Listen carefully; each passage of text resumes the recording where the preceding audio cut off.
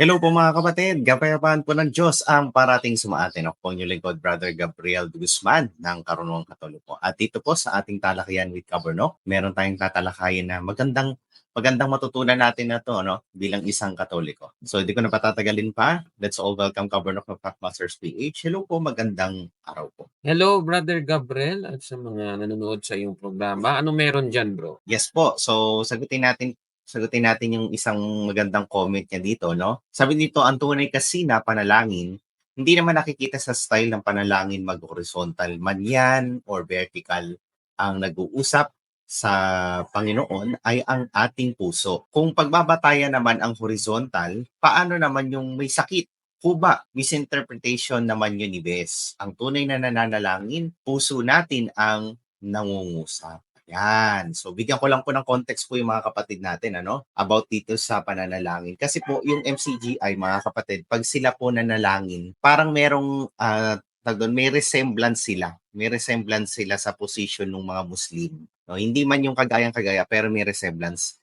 Kasi yun daw yung panalangin ayon sa Biblia. Pero yung interpretation po na yun ni Ginoong Soriano, kagaya po nung sinabi dito ni kapatid na Papa Bean 755, yun po ay kanyang interpretation. No, interpretation po yan ni Soriano. Kasi nung araw po, hindi po ganon talaga manalangin ang sa MCGI. Katunayan, mga kapatid, meron pong debate si Ginoong Soriano laban kay Donald Dicen. Ayan, if I'm not mistaken, si Donald Dicen. Na as of now, hindi na po yan naka-upload po sa official YouTube channel or Facebook page ng MCGI. Kung hindi man yan burado, yan ay naka-private na, no? Kasi kapag i-plinay pa ulit nila yan, what I mean, nilagay yan sa official na YouTube channel o Facebook page ng MCGI, makikita yung kontrahang aral ni Ginoong Soriano. Kasi dun sa debate, tinututulan pa ni Soriano yung ganong position. So ngayon, magmula nung binago ni Soriano yung kanyang aral, kasi ayon daw ika sa Biblia, so ganyan na po until now. At yan din po yung naabutan ko na position po ng pananalangin, yung medyo hawig sa mga Muslim kapag nananalangin sila. And eto na po, covered. Ayan, so yan pala yung context ng comment. Mm. Alam mo, Brother Gabriel, tama yung kanyang comment dito, yung tinitingnan kasi ng Diyos ay ang puso ng tao habang siya'y nagdadasal. Amen. Oo, Amen. kasi meron nga akong video na napanood dati, alam na ng Diyos yung yung laman ng puso ng tao. Merong ganong video si Soriano dati, Brother Gabriel, na parang ginamit pa nga niya yung video ng Pork Chop Duo. Mamaya titingnan natin kung mahanap ko yung file na yon.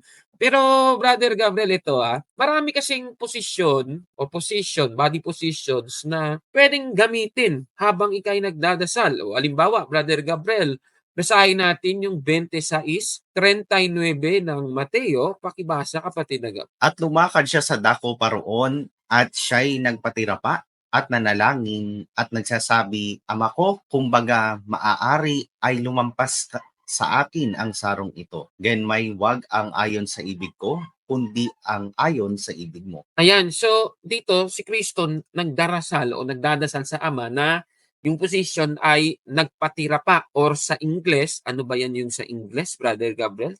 Isalin nga natin sa and fell on his On face. his face. Oo, sa ibang salin, ano ba yung halimbawa, yung sa New International Version? Ganun din po. Fell with his face to the ground.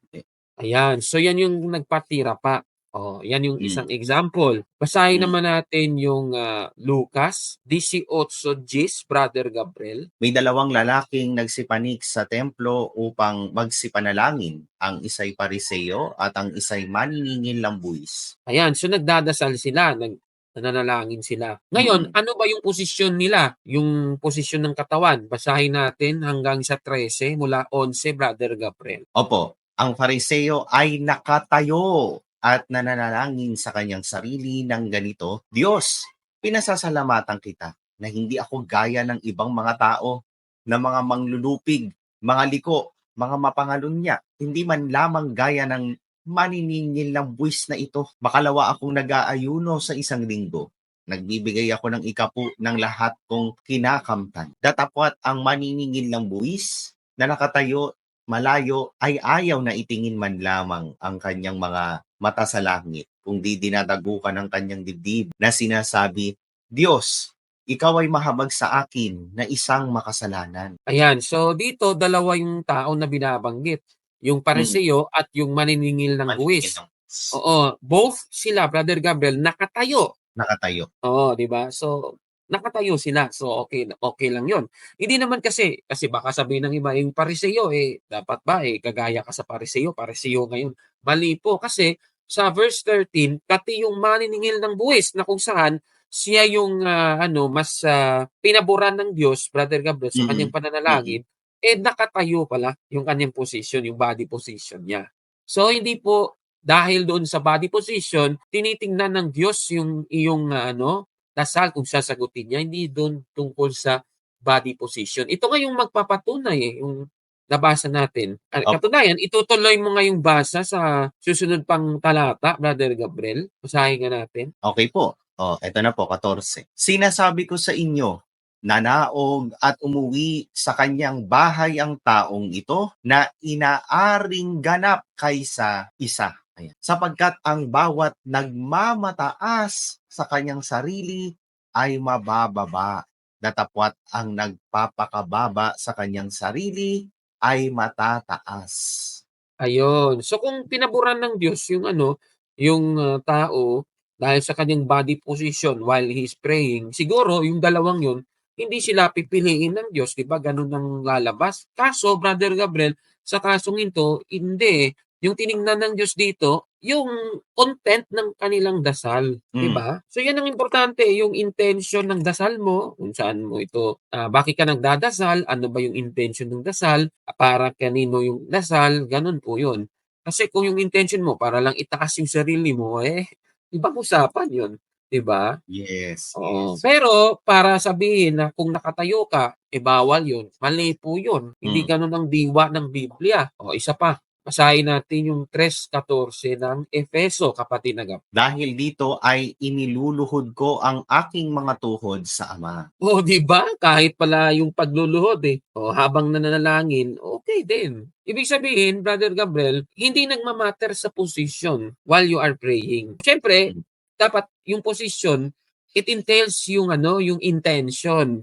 Oh, yung iba naman, parang napupuyat ka na ata o nagdadasal ka, nakahiga ka pero parang matutulog ka na, siguro mali naman ata yun parang ang ending 'di mo natapos yung dasal mo. Nakatulog ka na, o na-relax 'di ba? kasi. Oo, Naka-relax, na-relax ka, oo. oo, naka-relax position. So, ibig kong sabihin, Brother Gabriel, nasa intention mo 'yun. Kung Hmm, porsigido kang magdarasal sa Diyos, Brother Gabriel, kahit anong posisyon man 'yan ng katawan mo, basta yung importante, the intention is there, okey 'yun, kapatid na Gabriel. Kaya 'yan ang gustong sabihin ng nag-comment sa atin, kapatid na Gabriel. Tama 'yun, yes po, opo. tinitingnan ng Diyos yung, puso ng, Nasa tao, puso. oo. At actually mababasa natin 'yan sa unang Samuel 16:7. Ano ba ang sabi dun, Brother Gab? Ngunit sinabi ng Panginoon kay Samuel, huwag mong tingnan ang kanyang muka o ang taas ng kanyang kataasan, sapagkat aking itinakwil siya, sapagkat hindi tumitingin ang Panginoon na gaya ng pagtingin ng tao. Sapagkat ang tao ay tumitingin sa mukha, ngunit ang Panginoon ay tumitingin sa puso. Ayun, o kagaya din ng ng iba diyan, kung ikaw, nakaluhod sa harap ng rebulto, sasabihin, "Ay, sumasamba sa rebulto." Anong Medyo sabi ng bagal. Biblia? Oo, Oo, anong sabi ng Biblia? "Sapagkat ang tao ay tumitingin sa sa mukha." mukha. Oo. Yan ang nakikita ko, Kung si SLTV pa, Brother Gabriel, yan ang nakikita ko, ito yung nakikita ko sa mga Katoliko, nakaluhod Yun, sa harap ng mga oo. rebulto. Mali po yun, hindi po yun biblical, Brother Gabriel.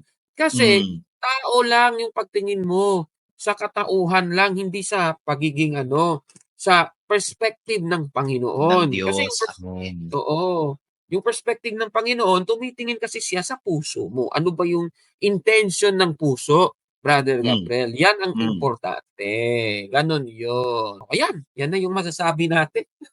Opo, ayan na, salamat sa Diyos. Kapatid na Papa Bean 755, thank you so much po sa inyong napakagandang komento, 'no? Ayan, so sana mga kapatid na-encourage namin kayo na manalangin ulit, Ayan.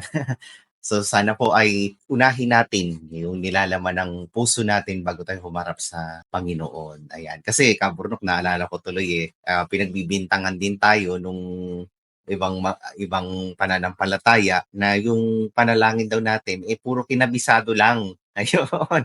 Puro kinabisado, paano daw ika yun? Pero hindi, mga kapatid, ano? Kahit pa sabihin mo na nanalangin ka ng sumasampalataya, Aba, Ginoong Maria, or Ama namin, kung yung intention mo ng puso mo, no? O yung niloloob ng puso mo, hollow, walang laman, walang kwenta din po yung panalangin na yun. Hindi ganun yung panalangin itinuturo sa atin ng Panginoon. At hindi rin naman po porke yung sinasabi mo hindi kagaya nung sa Iglesia Katolika, hindi ka nga nagdadasal ng Ama namin, hindi ka nga nag-aaba Ginoong Maria, hindi kinabisado. Pero yung pananalita mo, punong-puno ng kahambugan, punong-puno ng kaipokritohan. Hindi din pakikinggan po yun ng Diyos. Kahit sabihin mong galing pa sa puso yun, di ba? Yun nga po yung binasa kanina namin ni Kaburnok. Bakit hindi naging maganda sa paningin ng Diyos yung panalangin nung Pariseo? Wag nating sabihin hindi yun ang laman ng puso ng Pariseo. In fact, yun yung sinasabi niya ng buong puso, mga kapatid. So, yan po yun ang pinakamahalaga na punto ng topic na to, mga kapatid. And I hope sana ma-apply natin to sa ating pananalangin. Maraming salamat po sa Diyos sa panonood po, mga kapatid. Muli po ako pong yung lingkod, Brother Gabriel de Guzman, together with my partner Kaburnok ng Papastors PH. Ingatan naman po tayong parati ng ating Panginoon.